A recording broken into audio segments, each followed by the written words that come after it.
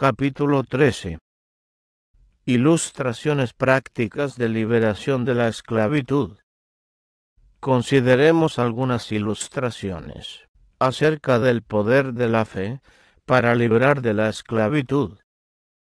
Leamos en Lucas 13, 10 al 17.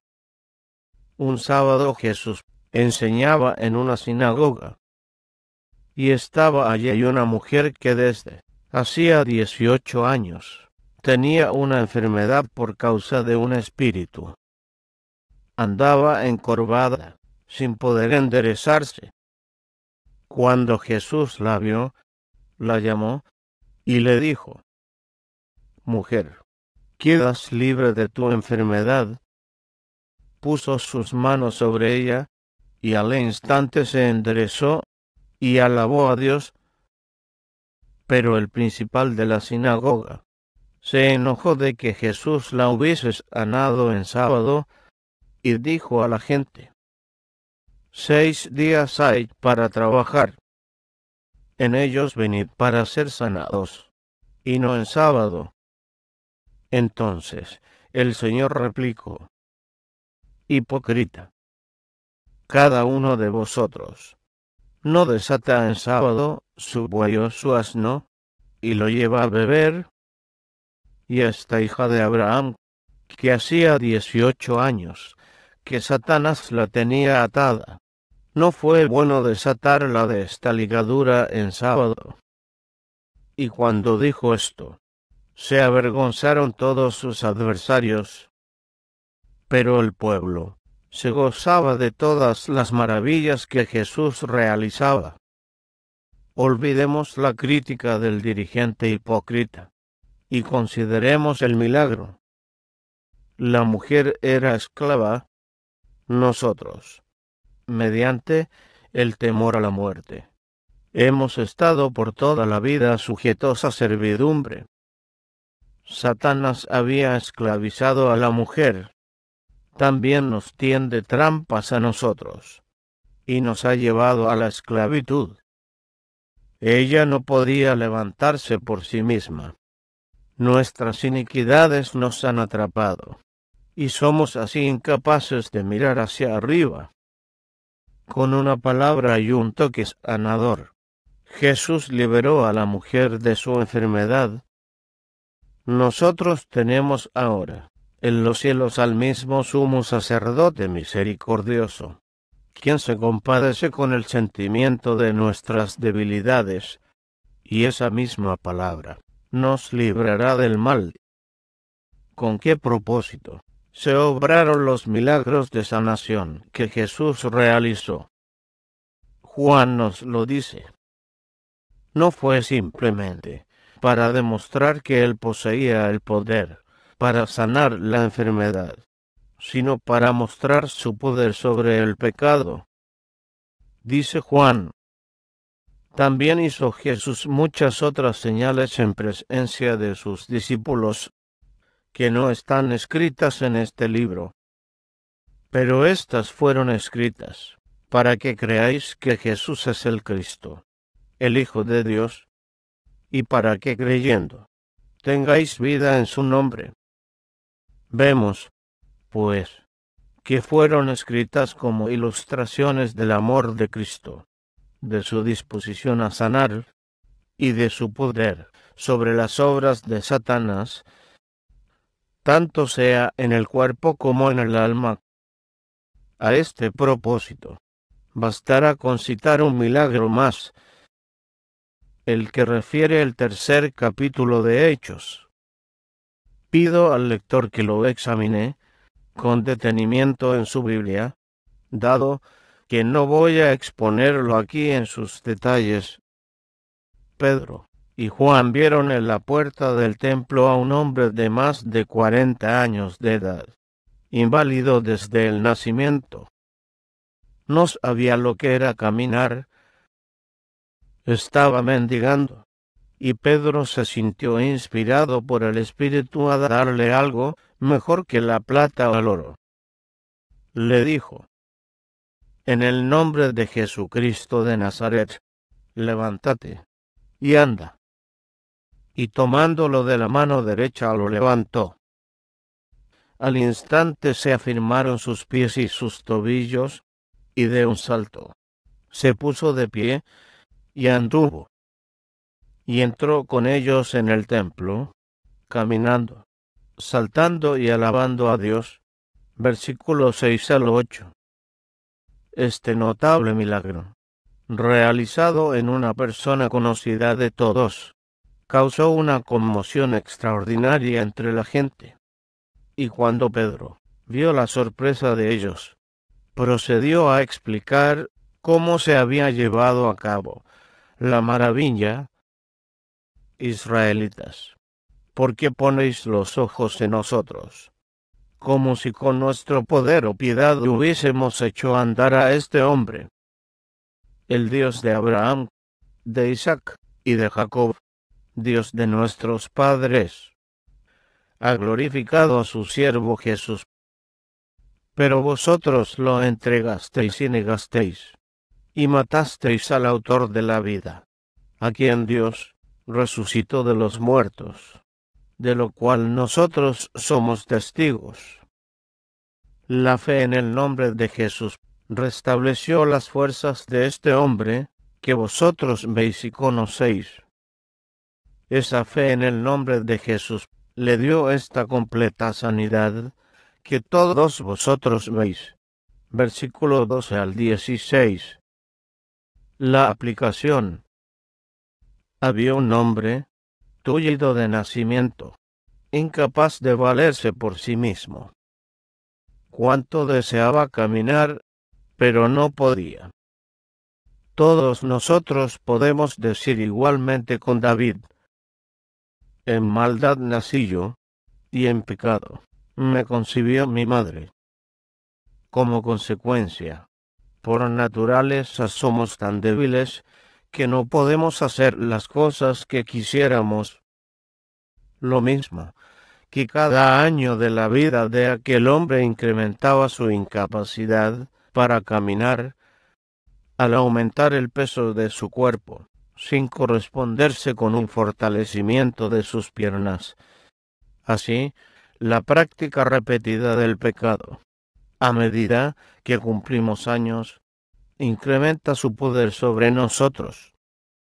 Para ese hombre, el caminar era una completa imposibilidad. Sin embargo, el nombre de Cristo, por la fe en él, le trajo completa sanación y liberación de su enfermedad. También nosotros, mediante la fe que es en él, podemos ser sanados y capacitados para hacer aquello que hasta ahora resultaba imposible. Las cosas que son imposibles para el hombre son posibles para Dios. Él es el Creador. Él da vigor al cansado y acrecienta la energía al que no tiene fuerzas. Los héroes de antaño ponen de relieve una de las maravillas de la fe. Mediante ella sacaron fuerza de la debilidad. Estos ejemplos nos muestran cómo libera Dios de la esclavitud a quienes confían en él. Consideremos ahora la forma en la que se mantiene esa libertad. Hemos visto cómo por naturaleza todos somos esclavos del pecado y de Satanás, y que tan pronto como nos sometemos a Cristo, somos liberados del poder de Satanás. Pablo dijo: ¿no sabéis que al ofreceros a alguien para obedecerle, sois siervos de aquel a quien obedecéis, o del pecado para muerte, o de la obediencia para justicia? Así pues, tan pronto como somos libres de la esclavitud del pecado, nos hacemos siervos de Cristo. En efecto, el mismo acto de liberarnos del poder del pecado, en respuesta a nuestra fe, demuestra que Dios nos acepta como siervos suyos. Venimos a hacernos, por así decirlo, esclavos de Cristo. Pero el que es esclavo del Señor es un hombre libre, porque somos llamados a la libertad. Y allí, donde esté el Espíritu del Señor, hay libertad.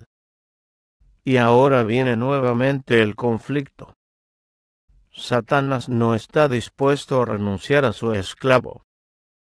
Acude armado con el látigo de la feroz tentación, para someternos de nuevo a su esclavitud. Sabemos por triste experiencia que Él es más fuerte que nosotros, y que sin ayuda no lo podemos resistir, pero temiendo su poder, clamamos por ayuda. Y entonces recordamos que ya no somos los esclavos de Satanás, nos hemos sometido a Dios, y por lo tanto Él nos ha aceptado como sus siervos.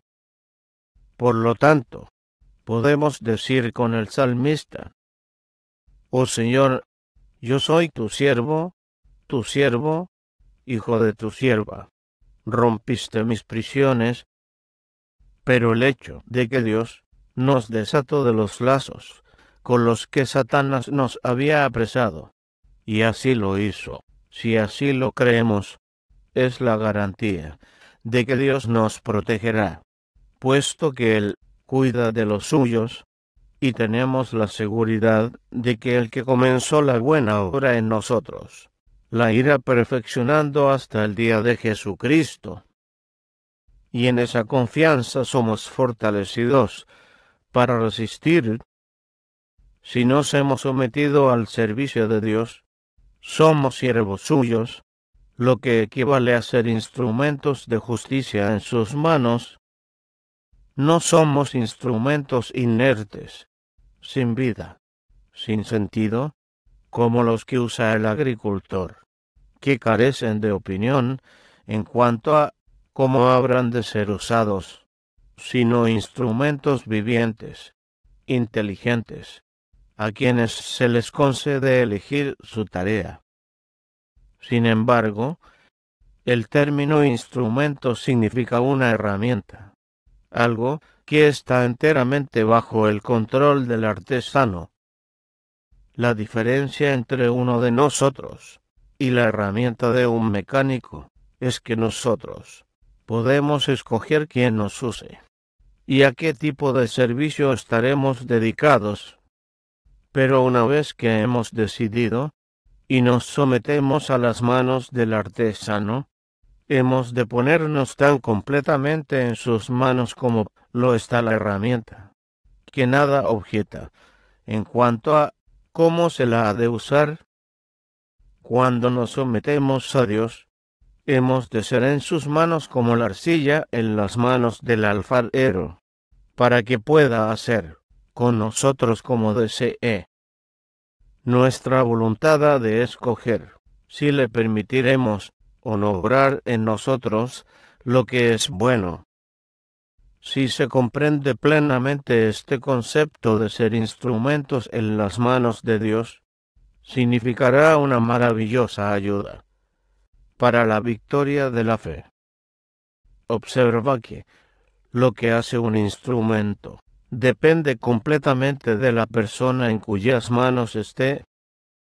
Consideremos, por ejemplo, un cuño, otro que en sí mismo es inútil e inofensivo. Sin embargo, puede usarse con los peores propósitos, y también para lo que es útil. En las manos de alguien sin escrúpulos, puede servir para acuñar moneda falsa. Ciertamente un propósito deplorable. Pero si cae en las manos de un hombre recto y virtuoso, no puede de ninguna manera hacer daño. De igual forma, cuando éramos esclavos de Satanás, no hicimos el bien. Pero ahora que nos hemos sometido a las manos de Dios, sabemos que no hay injusticia en él. Y así un instrumento en sus manos jamás servirá para un propósito impío. La sumisión a Dios ha de ser tan completa como lo fue anteriormente a Satanás, ya que dice el apóstol: hablo en términos humanos, por vuestra natural imitación. Así como solíais ofrecer vuestros miembros a las impurezas y a la iniquidad, así ahora presentad vuestros miembros para servir a la justicia, que conduce a la santidad. El secreto para triunfar consiste, primeramente, en someterse completamente a Dios, en un sincero deseo de hacer su voluntad. A continuación, reconocer que en nuestra sumisión nos acepta como siervos suyos, y después retener esa sumisión a Él y quedar en sus manos. A menudo obtendremos la victoria simplemente insistiendo, sin cesar en esta oración: oh Señor, yo soy tu siervo, hijo de tu sierva. Rompiste mis prisiones. Es sencillamente una manera enfática de decir: Señor, me he entregado en tus manos como un instrumento de justicia. Hágase tu voluntad, y no los dictados de la carne. Pero cuando nos demos cuenta de la fuerza de esos textos, y sintamos verdaderamente que somos siervos de Dios, inmediatamente vendrá el pensamiento: si soy verdaderamente un instrumento en las manos de Dios, Él no puede usarme para hacer el mal, ni me puede permitir que obre el mal. Mientras me mantenga en sus manos, si he de ser guardado del mal, es Él quien tendrá que guardarme, porque yo no puedo hacerlo por mí mismo. Pero Él quiere hacerlo, porque ha mostrado su deseo y también su poder para llevar a cabo su propósito, dándose por mí. Por lo tanto, ciertamente me guardará de todo mal. Todos estos pensamientos pueden cruzar la mente en un instante, y con ellos vendrá necesariamente el sentimiento de gozo por ser librados del temido mal.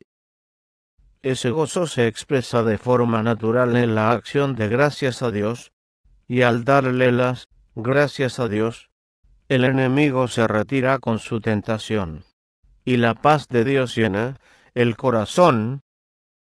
Entonces comprendemos que el gozo de creer sobrepasa con creces todo el placer que pueda ofrecer la indulgencia con el pecado.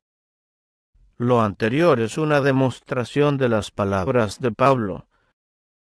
Luego, ¿invalidamos la ley por la fe? De ninguna manera. Al contrario, confirmamos la ley.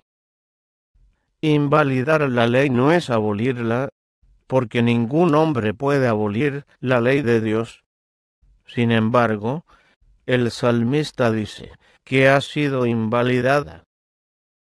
Invalidar la ley de Dios es más que afirmar que no tiene importancia, es mostrar por la vida que se la considera sin importancia. Un hombre invalida la ley de Dios cuando permite que no tenga poder en su vida. En suma, invalidar la ley de Dios es quebrantarla, pero la ley misma permanece incólume, ya sea que se la guarde o que no. La invalidación afecta solo al individuo, no a la ley. Por lo tanto, cuando el apóstol dice que no invalidamos la ley de Dios por la fe, sino que, al contrario, la establecemos, quiere decir que la fe no lleva a la violación de la ley, sino a la obediencia. Realmente, no debiéramos decir que la fe lleva a la obediencia, sino que la fe misma obedece. La fe establece la ley en el corazón. La fe es la sustancia de lo que esperamos. Si lo que se espera es la justicia, la fe la establece. En lugar de que la ley nos conduzca a la anomia, es precisamente lo contrario a ella. Poco importa cuánto se jacte una persona en la ley de Dios, si rechaza o ignora la fe incondicional en Cristo, no está en mejor situación que el hombre que ataca abiertamente la ley. El hombre de fe es el único que honra en verdad la ley de Dios. Sin fe es imposible agradar a Dios. Con ella, todas las cosas son posibles. Sí, la fe hace lo imposible. Y es precisamente eso lo que Dios requiere de nosotros. Cuando Josué le dijo a Israel: no podréis servir al Señor, dijo la verdad. Sin embargo, es un hecho que Dios demandaba que los sirvieran. No está en el poder de ningún hombre el obrar justicia, por más que lo desee así. Por lo tanto, es un error decir que todo lo que Dios requiere es que hagámoslo mejor que podemos. El que no haga nada mejor que eso, nunca hará las obras de Dios. No. Tenemos que hacer mejor de lo que podemos hacer. Debemos hacer aquello que solamente el poder de Dios, obrando en nosotros, puede hacer. Al ser humano le resulta imposible caminar sobre el agua.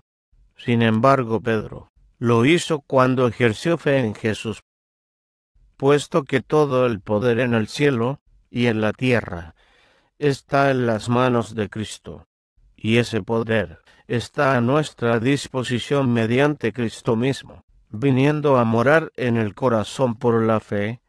Nada podemos reprochar a Dios por requerir de nosotros que hagamos lo imposible, porque lo que es imposible para los hombres es posible para Dios. Así que podemos decir confiadamente: el Señor es mi ayudador. No temeré lo que me pueda hacer el hombre. Entonces, ¿quién nos separará del amor de Cristo? Tribulación o angustia, persecución o hambre, desnudez, peligro o espada. Dios, que nos ama, nos ayuda a salir más que vencedores en todo. Por eso estoy seguro de que ni la muerte, ni la vida, ni ángeles, ni demonios, ni lo presente, ni lo porvenir, ni lo alto, ni lo profundo, ni ninguna otra cosa creada nos podrá separar del amor de Dios, que es en Cristo Jesús Señor nuestro.